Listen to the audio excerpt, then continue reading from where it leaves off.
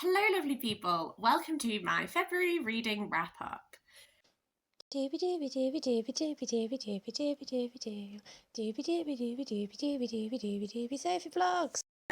at the books around me, I realise I read quite a few books in February. So I'm going to try and be concise. It's never my strong point. Let's waffle about books. Okay, so I'm going to kick off with non-fiction because that's how I started my month. I started by reading Biblical, Rob Halford's Heavy Metal Scriptures by Rob Halford. Rob Halford is the lead singer of Judas Priest. I am a big Judas Priest fan. I was raised on like classic rock and that kind of thing. My dad lent me this book. This is the second Halford that I have read. The other one that I read by him was Confessions, which was his first book. And I think that did really, really well. So that's why they asked him to do a second book. Interestingly, my dad liked this book better. I liked Confessions better. If you like Judas Priest, if you like Rob Halford, like this is a fun book. The form of it is like based around like biblical texts. So you have like the Book of Genesis, which is about like the band's formation, and then like the Book of Pilgrimages, which is like about going on tour. So like I liked that form. That was like a really fun way of structuring the book. I like Rob Halford. Like I come away from this and I came away from Confessions and I was like, you just seem like a decent guy, which is not always the case when you read classic rock biographies, let me tell you. So he seems like a really nice guy. What I liked about Confessions is that was about him, his very much like he focused on himself, not the band, and he really like went into it about his struggles with alcoholism, what being in the closet was like, how coming out was like, and all of that. And he really went into like some dark times that he's had, and he went really personal in a way where I came away and I have such a sense of him as a person and all of the stuff he's been through and all of that. Why I didn't like this as much, I think, is because it's very much a lighter read. It was a lot of the stories in this I felt like had already sort of been told a little bit in Confessions. So that was partly why I didn't enjoy this one as much. But also, like, I just felt like this was much more of a lighter, fun read. And it's absolutely fine, and that's not a problem at all. It's just, I come away and I'm like, if I was to recommend one of these books to you, I would recommend Confessions because I felt like you get a real sense of who he is. And then this was like, it's fun. After that, I read the Baghavad Gita. This is translated by Juan Mascaro with an introduction by Simon Broadbeck. This is not a text that I've like rated because I don't feel like you can really rate religious texts. I think that's a bit weird. But I enjoyed reading this. As the first line of the blurb tells you, the Bhagavad Gita is an intensely spiritual work that forms the cornerstone of the Hindu faith and is also one of the masterpieces of Sanskrit poetry. I've always meant to read it. I'm really glad that I now have read it. It was a really interesting read. The introduction was great because the introduction gave me a lot of that context that I didn't have, so that helped me really like interpret what was happening. It was super interesting. I'm really interested in like formative texts that come from like poetry that form like cornerstones of literature and that kind of thing. So I was reading it from sort of that perspective, and that was really interesting. You know, like I'm interested in ancient epic as like a genre, and so that's why I wanted to read this. At some point, I would like to dip into the Mahabharata. I am intimidated by that, and I would like to also do like reading to support reading that so I can really like understand and get a lot out of it. But as like a dipping my toe into those waters, I really enjoyed the reading process of this, and it was super duper interesting. After that, I read The Starless Sea by Erin Morgenstern. I feel like this is such like a controversial book because I know people who love The Night Circus who did not like this very much. I actually had quite a fun time. I sort of went in with not knowing what to expect because I can't remember if I posted the video yet or not, but in my talking about reading the lowest rated books on my TBR, I mentioned that I loved The Night Circus when it came out, and I'm not sure if I would love it now, just because I think my reading tastes have changed. And so I wasn't sure if I was going to get on with this, but I gave this a 4 stars. I had a really fun time. I think it helped that I just sort of like went with it, because definitely this is like a 500 and something page, but yeah, just under 500 pages. And for sure, there is a lot of like just things happening, and it takes a while for the plot to really come in. But I think I was in the mood for one of those novels, and so it went really well. Essentially, we follow Zachary Rawlins, who is studying at university, and he stumbles upon this library book whereby there is a chapter that is about an event that happened to him when he was a child. And upon discovering this library book, he then gets sort of like whisked into this greater thing that is going down. And essentially he ends up, the Starless Sea is like this place that exists. Like, I still don't understand if it exists actually underground or in some alternate dimension thing. I'm still not clear on that. I don't know. But it's a place. And there has been, with a very long history, and there is a lot of that he's sort of just getting like tangled up in. What I did really enjoy about this is Erin Morgenstern knows how to paint a picture. Like, her writing is so visual. At times, I do think it leans a bit too far into style over substance sometimes, for sure. That is a critique that I can 100% appreciate. But I have a very visual brain myself, so when she's painting these pictures and these visuals, like, I can see them, and I really enjoyed that. There is a lot of like tales within tales in this, and like structures where you get like a chapter that is a chapter from the book that he's reading, and then back to him, and then later like other interactions with that. Like, storytelling is such an aspect of this, and that's something that's really like at the heart of this like society. And then there's a lot of this like twisty-turny kind of thing. I definitely do think if you're a reader who just wants meaty plot and likes to know how worlds work and the cogs behind the scenes and all that kind of thing, like, this wouldn't be the book for you. This is very much like visuals, and there's a story in there somewhere, and it does take a while to get there. But I had a lovely time and I really enjoyed it, and I wasn't expecting to, so I was quite pleased by that. After that, I read People Person by Candice Carty Williams. This is her second book. I really liked Queenie. I will link to my review below because I have quite strong feelings about how Queenie is marketed versus what Queenie is, because Queenie was very much marketed as like, it's like Bridget Jones, and I'm like, no, it's not. They both are women in journalism, I guess. But like, I think that tonally they are very different books and they're doing very different things, and I think it does a disservice to Queenie to market it that way. That's a soapbox I apparently have. So I was really interested to read People Person, because I was like, hey, what's the follow-up? It's a very different book to Queenie, and I expected it to be a very different book. I went in without actually knowing what the plot was. What is hard about this book is it's quite hard to talk about it without spoiling it. Essentially, our main character is trying to be a bit of an influencer, not very successful at it. Her dad is this guy called Cyril, and essentially Cyril has had many children, and he has not been involved in the lives of any of them. So the novel starts with this like moment whereby all of the children meet for the first time when they are children, and then we go forward in time to when they're like adults, and something happens that then means that the rest of the siblings get involved to try and help fix it. That's about everything I can say about the plot, because I don't want to spoil it. I never really knew where we were going with this. We twisted and we turned, like, things would happen and I'd be like, oh, it's not the narrative I was expecting. But I had a really fun time. I think what I liked about this is I really enjoyed the sibling relationships. Some siblings were definitely like more fleshed out than others, for sure, but I just really enjoyed that, like, coming together. Everyone has their own personality. Sometimes there were some areas of conflict between siblings, to be honest with you, that I didn't always understand. Like, there's specifically like two characters have a bit of like an ongoing thing, and I don't really get it. I felt like we kind of started to make ways with it and then we sort of didn't. I don't know.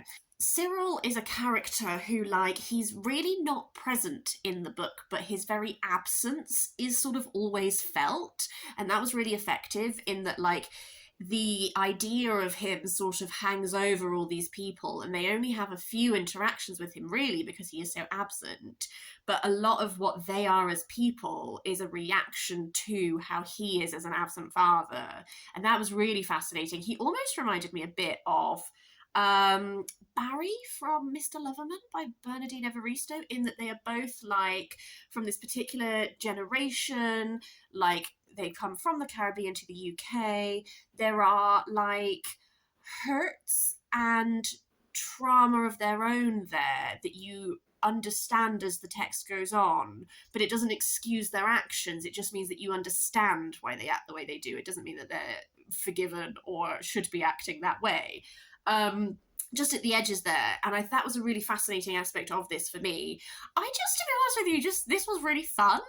There are things about it where I don't think it's a flawless book, but I just had a really fun time reading it. After that, I finished Yours Cruelly, Elvira by Cassandra Peterson. This was lent to me by someone who I work with, because he was like, it's a wild ride, and truly, it was. I know of Elvira as a figure. I've not really watched that much of like the show that she presented or anything like that, but she's just like a cultural figure, I feel. It was really interesting to read because she's definitely had a bit of a jam-packed life. This was very much like a who's who, because when she was younger, she was very involved in like the 60s music scene. Like she would go to lots of things and met loads of people, and then she became a showgirl in Vegas when she was about like 17, and so then there was like a whole like Vegas style thing, and then it's her trying to make it in the industry, and then like what being Elvira was like, that kind of thing.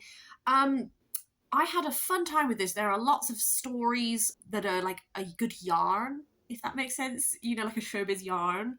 I will say I did feel occasionally like, I don't know, a small distance from her sometimes, because she doesn't really talk about like her... I felt like she, like, I don't know, we spent a whole chapter just on like when she was the face of Budweiser and all of that, and then like she didn't really talk a lot about like her family that much as they got older, or I don't know, sometimes the choice of what was being focused on, I was like, interesting that we're having a whole chapter on this.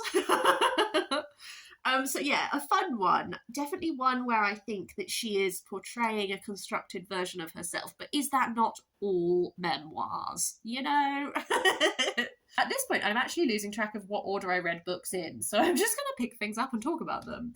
I read Why Didn't They Ask Evans by Agatha Christie, because I fancied a little mystery, and I enjoyed this one. I forget everyone's names as soon as I finish books most of the time. Our main character guy is like out and about with this reverend, and then they hear like a sound, and then they find that this man has like fallen off a cliff.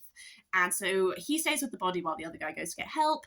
And as this guy is dying, he says, why didn't they ask Evans?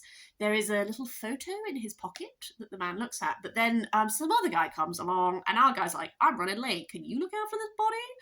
At the inquest, our man becomes aware that this woman, who so say there was a picture of her in his pocket, is a different, who helped identify the body, is a different woman to who the picture he saw. So he enlists his friend, who is like this wealthy woman. They've sort of grown up together as childhood friends, although there is a bit of a class divide between them. And they start investigating what's going on. This was like classic Agatha, where there are little twists and little turns, and you are really set up to suspect a guy, and then you're like, is it because it's him, or is it because like there's going to be another twist and another turn? Yeah, I really enjoyed this. It was exactly what I wanted at the time. It was everything I wanted it to be. The next book I want to talk about is Petals of Blood by Ngugi Thiong'o. This is the third Ngugi Thiong'o I've read by now, because I'm really trying to continue my mission of actually continuing to read authors that I really like. I always find it really hard to describe his books because he's doing so much. So Ngugi Thiong'o is a Kenyan writer. He was banned from Kenya because of his writings, particularly this book. In this town called Ilmarog, there has been a murder. At the very start, you open with 3 people being arrested on suspicion of being involved in this murder. There is another woman who you become aware of is in some kind of a hospital recovering from something. And then there are like these 3 men who are dead. And then we are going back in time and sort of looking at what events led to this thing. So this is not a murder mystery. This is a look at this society and essentially a big critique of Kenya and Kenya's politics and all that kind of thing at the time that this was written in, but using this like fictional town of Ilmarog as like a set to do that with. So the form is interesting because you do start with that like opening where you get introduced to each character as they are arrested, and then a lot of this is sort of our main guy Munira, who is determined to get like his side across, so he's like writes a lot of it down from his perspective. He's sort of our main perspective that we focus on, and he came to Ilmarog as a school teacher. We also have Karega, who is a political activist. We have Wandra, who is a barmaid, and then Abdullah, who owns this store. And these are our 4 figures that we really like circle around. This like really looks at Ilmarog as a small village as it becomes this town, and it's essentially looking at how this growth from like small village and the types of problems they had then into this like big town and the types of problems they have now, and all of the root of this is really like political corruption. Like when they are struggling with famine, when they are struggling with this kind of thing, like they cannot get people to help them, and then they do this thing that means that people come and help them, and then what happens then is then the whole town like warps into this like other form of life, and these people get conned out of their land and all this kind of stuff. Like this is really like it says on the back that he was imprisoned for his portrayal of a post-independence Kenya ruled by greed, corruption, and brutality. There's this look at like the colonial occupation of Kenya as was bad, absolutely, but then in this sort of like post-independence world, like has power been given in a fair way? Are the common people benefiting from it? Spoiler alert, no, they're not. It's that same like corruption and greed at the heart of it, and different people in this book deal with that in different ways. Munira never really faces up to it. He is constantly on the brink of having realizations about why everything is bad, and he never quite gets there because at his heart he shies away from it. Karega, as a political activist, it really tries to grapple with it, but you get to see the way that he really struggles to figure out how to grapple with it when it's such a widespread problem. That kind of thing. I continue every time I try and talk about Enuma Thiong'o. I do not feel like I could do it justice.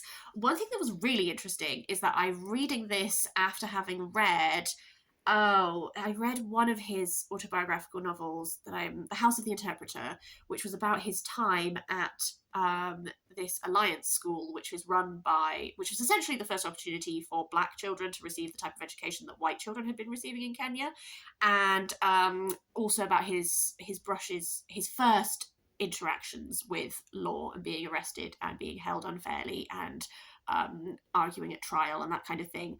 And reading that and then reading this, it's not that this is an exact replica of his experiences, but I can see how his lived experiences influenced writing this text. The background that Munira and Karega share, which is having been in a school like the school that he actually went to in real life, and the corruption there and that kind of thing that influences then how they become as adults. And so much of this kind of thing, I was like, I can see like the lived experience that is informing this in a way that just makes this feel so real, because it is so real. Like, this is a fictional story, absolutely, but he is drawing so much on actual experiences that he has had and the reality of what Kenya was like at this time and all that kind of thing. I cannot do it justice. I just think that it's really good. I will say for this one, and this feels like a really weird criticism to give, bearing in mind that I gave Wizard of the Crow 5 stars and that book was like 700, 800 pages or something. I felt this was slightly overlong at times. This one is only like 400 pages. I feel like a sham for saying that. There's quite a lot of this which is quite didactic, and I just think that occasionally some of those passages could potentially have just been a little shorter. But really, I think he's a great writer, and I will continue to explore his works. I definitely preferred Wizard of the Crow, just because I think because it was so big, but it did so much. I just think it did it all brilliantly. Anyway, onto a non-fiction book. I'll only briefly talk about this one, but I read Gut, The Inside Story of Our Body's Most Underrated Organ by Giulia Enders, which is translated by David Shaw. I just really wanted to learn about bodies. So strange. I have talked about before, I was diagnosed with food allergies in like 2021, and it's really revolutionized like my health and my relationship with my body, which is great. I wanted to have like a better understanding of how your body works, because I feel like I probably still need to spend a lot of time healing from like all of my life of having allergic reactions without knowing it. So this was really interesting. I felt like I learned a lot. It's very like light. It has these illustrations throughout. To be honest with you, I did not like the illustration style. It's her sister. I just didn't like. It's like this style. I don't think the illustrations are very good. But it's very light. It's written in like a very accessible manner. I believe it's based on like a TED talk that was then bulked out into a book. So if, like me, you know nothing about how your body works, I learned a lot. Definitely some stuff that I'll carry through into my life. I promise we're getting near the end. I also read Tomorrow by Gabrielle Zevin. I have resuscitated my works book club, and this is the first book that we are reading for it. I have not had that book club meeting yet. I really enjoyed this. I read this in literally 2 days. I wasn't sure if I was going to like it, but I did. This is about 2 friends who are video game developers, and we sort of follow them throughout, like, they met as children, then they didn't talk to each other for a while, then they restart contact, and sort of like just through their life and like the ups and the downs and that kind of thing. What I really loved about this was I found the writing style super easy to read. I really enjoyed the video game stuff. I'm not a gamer. I find playing games quite boring. I lose concentration after about 20 minutes. I can read a book in 2 days. I cannot play a game for more than like 20 minutes.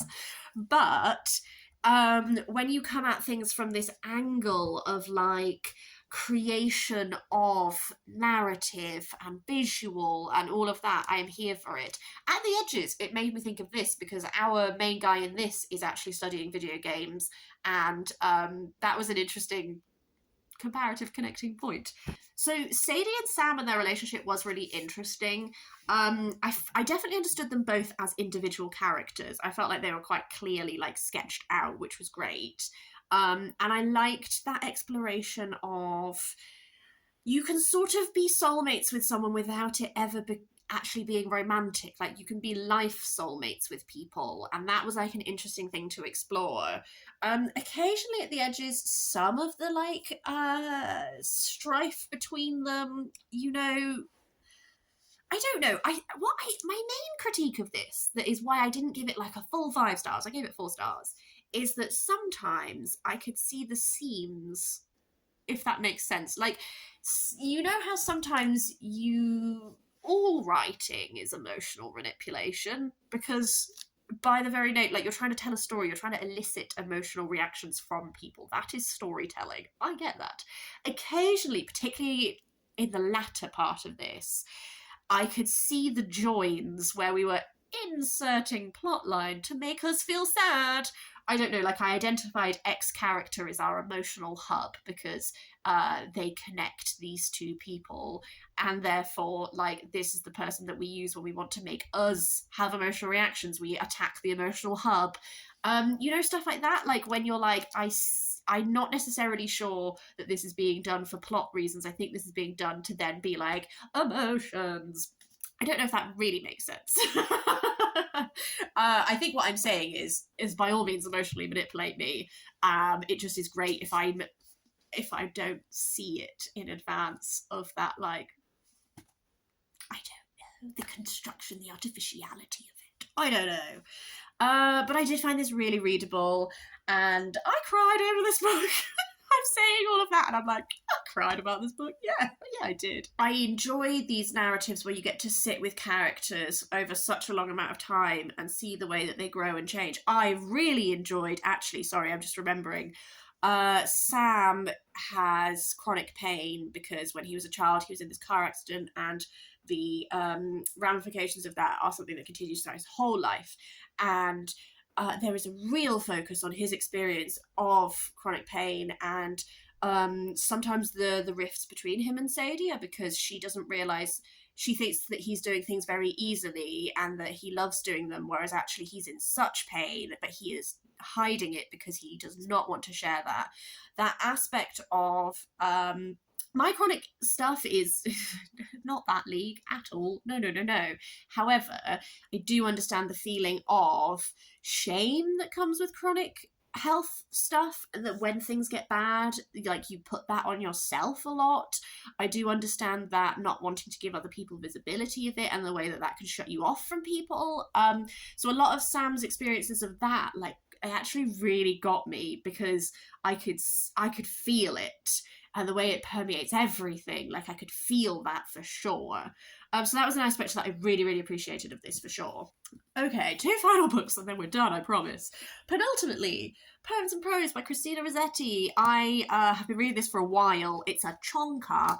I was reading this partly with my friend Mark, because he had a smaller collection, so we would talk about the poems that we really liked, and I really, really enjoyed that. One poem that I particularly enjoyed from this was The Dead City. That's literally the second poem in this collection, and that made me, like, I was like, oh yes, it had sort of like narrative precursors of Goblin Market for sure. It almost reminded me actually of the part of C.S. Lewis, Chronicles of Narnia, The Magician's Nephew, I think it is, when you see where Jadis is from, and there's that world where, like, everyone is like stone and dead. Like, it reminded me of that so strongly. Christina Rossetti has definitely some themes that she returns to a lot, and sometimes I really like them, and then other times I was like, boy, I feel like I've read this poem before, as is the nature of reading a Chonka collection. One of the sort of themes I found particularly affecting is that there's like a recurring load of poems here where you feel that she feels really isolated and really detached, and that, like, if she, like, disappeared, no one would care. And I feel like that's something that, as a modern reader, you could still really connect to. She also talks about death a lot, and I had a really interesting chat with Mark where we were like, does she talk about death a lot? And that's, like, Christina thing. Is it that death was much more of a part of Victorian life, and that, like, acknowledging one's death and thinking about remembrance and all that kind of stuff, like, was just more common, and therefore as a modern reader it's like, boy, Christina, but then at the time it would be, like, completely normal. I don't know. This, as well as poems, also has some of her short stories, and it has devotional prose. I was less interested in the devotional prose, to be honest with you, just because I'm not religious. I do read religious texts. I read a bunch of religious texts, and that's fine. It's just felt like we're going over the same thing quite a lot. And then similarly with the letters, the letters were interesting as an insight into her poetry, like putting together poetry collections and stuff like that. Like, she has some letters with her brother, like Dante Gabriel Rossetti, about, like, what should make it into collections, and, like, his thoughts on her poetry and that kind of thing. I just think potentially I'm not great with chunky ones, because, like, I've read this over a while, but even then, like, I definitely felt a bit fatigued by the end. I was like, boy, Christina, I know your themes, and I think I'm done with your themes now. But it was really interesting, and I'm really glad I read it. I definitely have preferred reading Christina Rossetti's poetry to Dante Gabriel Rossetti's poetry. She would be my preferred poet of the family.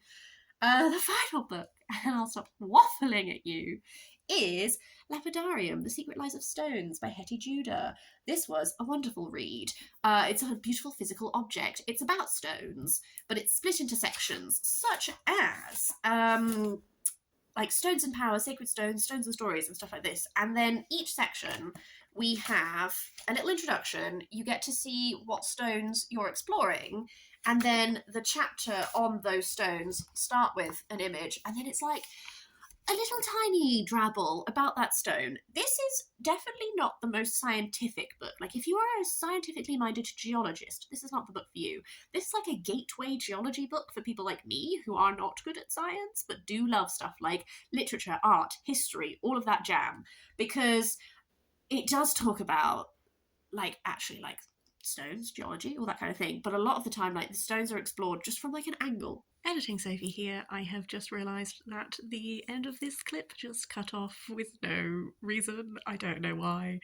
All I wanted to say is that this book is very much one that is exploring topics that if you are not scientifically minded, you will enjoy, such as art, history, essentially really giving you not necessarily like a full history of each stone and all of that, but just taking a little angle on it and exploring that in a way that I personally found really enjoyable. That's all of the books that I wanted to talk about in this wrap up. I hope that you're having a really lovely day. I will see you next time for something different.